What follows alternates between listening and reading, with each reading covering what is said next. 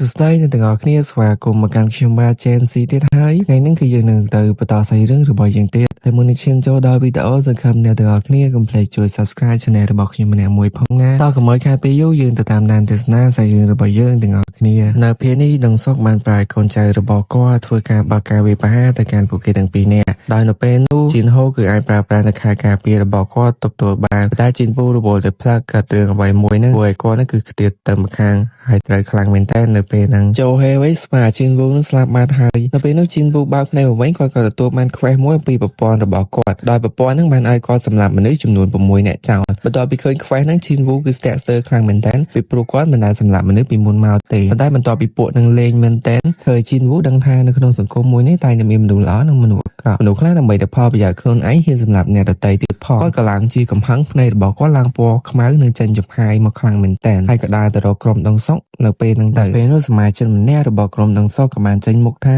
ទុកឲ្យខ្ញុំនឹងជាអ្នកសម្លាប់ជីនវូនឹងចោលហើយក៏បានដើរទៅគៀកជីនវូនឹងនិយាយថាឯងសិតទៅសួរអញតែជាអ៊ីរ៉ាសតសួរអញសិតទៅឌីរ៉ានឹងអាចសម្លាប់ឲ្យបានអត់តែពេលនោះជីនវូអត់និយាយច្រើនទេក៏បានដកកំបាត់របស់គាត់មកក៏បានកាត់ក្បាលពេលបន្ទាប់ពីឃើញអញ្ចឹងដងសុកមិនជឿនឹងភ្នែកនោះទេកូនចៅរបស់ពួកគេផ្សេងទៀតក៏បានបើកការវាយប្រហារទៅកាន់ជីនវូនឹងព្រមគ្នាតែម្ដងប៉ុន្តែដាវនិងសមត្ថភាពរបស់ជីនវូគឺអាចរត់គេអំពីការវាយប្រហាររបស់ពួកគេបានយ៉ាងងាយស្រួលនិងប្រើបើស្ពីដរបស់គាត់នឹងគឺចលនាលឿនខ្លាំងមែនទែនបើការវាយប្រហារទៅកាន់ពួកគេវិញសមាជិកម្នាក់របស់ដងសុកក៏ទៅបានជីនវូចាក់កលឬសូទៅជ្រួយម្នាក់ទៅម្នាក់ជីនវូបានប្រើល្បឿនរបស់គាត់យ៉ាងលឿនដែលសូម្បីតែគូប្រកួតរបស់គាត់ក៏មើលគាត់តនោះដែរហើយក៏បានទៅចាក់កបរិបទទាំងពីរនាក់ទៀតជាបន្តរហូតដល់សមាជិករបស់ដងសុកគឺសល់តែដងសុកម្នាក់ឯងនោះទេជីនហូវិញគឺភ្ញាក់ផ្អើលជាមួយនឹងសមត្ថភាពរបស់ជីនវូមែនទែនថាឥឡូវហ្នឹងគាត់ខ្លាំងជាងការប្រយុទ្ធជាមួយនឹងបិសាចពីងពីងមិញនឹងទៀតនៅពេលនោះដងសុកគឺពិតជាភ័យខ្លាចមែនទែនឃើញថាជីនវូនឹងគឺសាហាវខ្លាំងពេកត្រឹមតែមួយផ្លែប៉ុណ្ណោះ5នាក់ហ្នឹងគឺស្លាប់គ្មានជីវិតអាចរស់ឡើងវិញបាននោះទេនៅពេលហ្នឹងគាត់ក៏បានប្រើកម្លាំងជាស៊ីរ៉ែរបស់គាត់ហ្នឹងមកបន្លាជីនវូដងសុកហ្នឹងក៏យល់ដឹងដែរថាជីនវូល្បឿនលឿនខ្លាំងណាស់កំបិតដែលនៅក្នុងដៃរបស់គាត់ហ្នឹងគឺពិតជាមុតមែនទែនចឹងហើយគាត់ក៏បានប្រើ skill មួយដែលធ្វើឲ្យស្បែករបស់គាត់ឡើងរឹងជាងមុនហើយគាត់ថាជីនវូហ្នឹងគឺមិនអាចធ្វើអីមកកាន់គាត់បាននោះទេប៉ុន្តែត្រឹមតែមួយប្រពេចភ្នែកប៉ុណ្ណោះជីនវូបានរុញក្បាលរបស់គាត់បោកទៅជាមួយនឹងថ្ម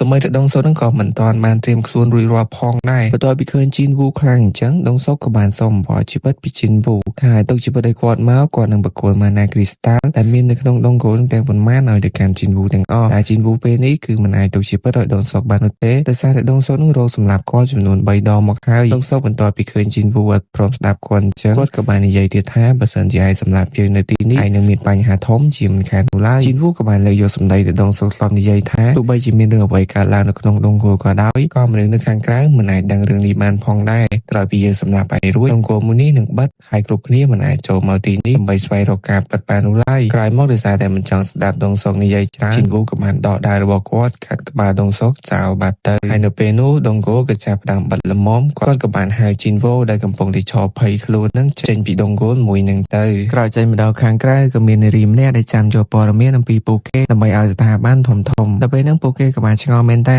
ថាស៊ីរ៉េហ្នឹងគឺសិតតែស្លាប់អស់ហេតុអីបានជាស៊ីរ៉េហ្នឹងស្លាប់អស់លេងនៅសល់តែឌីរ៉េនិងអ៊ីរ៉េទៅវិញដល់ពេលហ្នឹងនារីម្នាក់ហ្នឹងក៏បានចាប់អារម្មណ៍ទៅលើអាក្រក់របស់ជីនហូថាដោយសារតែសម្ភារៈនិងអាយថមនៅលើខ្លួនរបស់គាត់គឺសិតតែថ្លៃនិងមានគុណភាពខ្ពស់ហ្នឹងនារីម្នាក់ហ្នឹងក៏បានយល់ថាប្រហែលជាឌីរ៉េដែលជាជីនហូហ្នឹងគឺជាអ្នកប្រយុទ្ធពេលប្រហែលជាមួយនឹងមេដងគោហ្នឹងហើយចំណែកជីនវូដែលជាអ្នកប្រយុទ្ធផ្ទាល់ហ្នឹងបែរជាពួកគេគិតថាគាត់ហ្នឹងគឺរត់ទៅពួននៅម្ខាងទៀតប៉ុន្តែដោយសារតែមិនចង់ឲ្យមានរឿងវែងឆ្ងាយពួកគេក៏ចេះតែទៅតាមនារីម្នាក់ហ្នឹងទៅហើយក្រោយពីយកព័ត៌មានរួចនាងក៏បានឲ្យពួកគេត្រឡប់ទៅផ្ទះវិញរៀងៗខ្លួនទៅនៅពេលហ្នឹងជីនហូគឺពិតជាអរគុណទៅកាន់ជីនវូមែនតើហើយបើសិនជាលើកហ្នឹងគ្មានជីនវូនោះទេគាត់ច្បាស់ជាត្រូវក្រុមដងសុកហ្នឹងសម្រាប់ចោលជាមិនខាននោះឡើយចំណែកពេលនេះខ្ញុំសូមស្លេះចាប់ទៅតាមសិនណាអ្នកគ្នាអរគុណអ្នកគ្នាមែនតើសម្រាប់ការតាមដានទស្សនាសង្ឃឹមថាអ្នកគ្នាកុំភ្លេចជួយ Subscribe ផងអរគុណមែនតើអ្នកគ្នាសម្រាប់ការតាមដានទស្សនាជូនពរអ្នកគ្នាសំណាងល្អ